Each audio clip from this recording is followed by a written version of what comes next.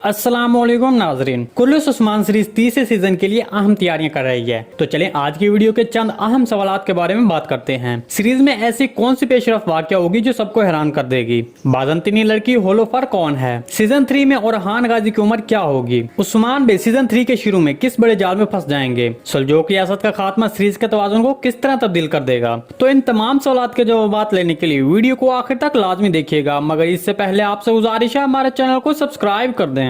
हमने अपनी पिछली वीडियो में एक सवाल पूछा था कि उस्मान गाजी का मेज़ार कहाँ है, तो इस पर हमारे बहुत से फॉलोअर ने इस सवाल का दुरुस्त जवाब दिया कि उस्मान गाजी का मेज़ार तुर्की के शहर बुरसा में है।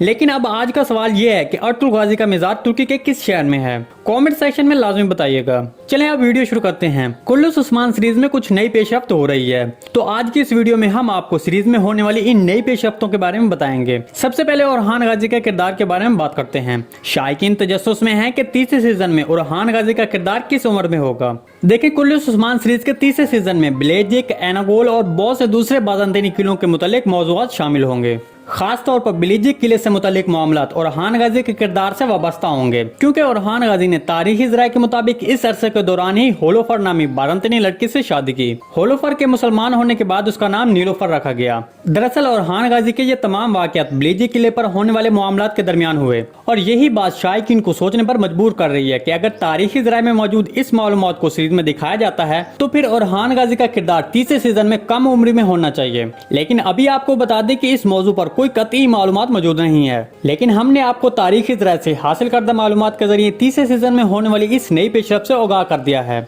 आपके ख्याल में ओरहान गाजी का किरदार सीजन 3 में किस उम्र में होगा? कमेंट सेक्शन में जरूर बताइएगा। चूंकि सीरीज में हर मौजूद तारीख के मुताबिक नहीं है, इसलिए ये किरदार हमें एक मुख्तलिफ अंदाज में दिखाया जा सकता है। चलिए अब बिलीजिक किले के बारे में बात करते हैं कि तारीख में इस हवाले से क्या हकाइक मौजूद हैं। बाज़ंतीनी जो ये जानते थे कि उस्मान बे दिन ब दिन मजबूत हो रहे हैं और वो बाज़ंतीनी फौज के लिए एक खतरनाक दुश्मन बन गए हैं, तो बाज़ंतीनी जो इस खतरे को कम करना चाहते थे, तो इसके लिए उन्होंने एक अहम मंसूबा बनाया। तो जैसे कि तारीख में मालूमात मौजूद है कि बिलीजिक तैकफूर ने उस्मान बे को अपनी बेटी की शादी पर मदऊ किया, लेकिन इस दावत के पीछे उस्मान बे के लिए एक बहुत ही अहम जाल बिछाया गया था। तहम उस्मान बे को इस दावत पर जाने से पहले कुछ बाज़ंतीनी कमांडरों से खबरें मिलती हैं कि आपके लिए इस दावत पर एक जाल बिछाया गया है। तो इस जाल के बारे में जानने के बाद उस्मान बे ने एक बड़ा मंसूबा बनाया। उस्मान बे ने अपने कुछ फौजियों को ताजरों और कुछ फौजियों को खवातीन का लिबास पहनाया। तो इस तरह उस्मान बे के ये फौजी जासूसों की तरह दुश्मन के किले में दाखिल हुए और एक अहम जंग करते हुए बिलीजिक किले को फतह किया। जब ये सब कुछ सीरीज में हो रहा होगा तब एक बहुत ही अहम पेशरफ्त होगी। जैसा कि आप जानते हैं कि सल्तनत उस्मानिया से पहले सल्जोक रियासत थी जो कि तुर्कों से ताल्लुक रखती थी।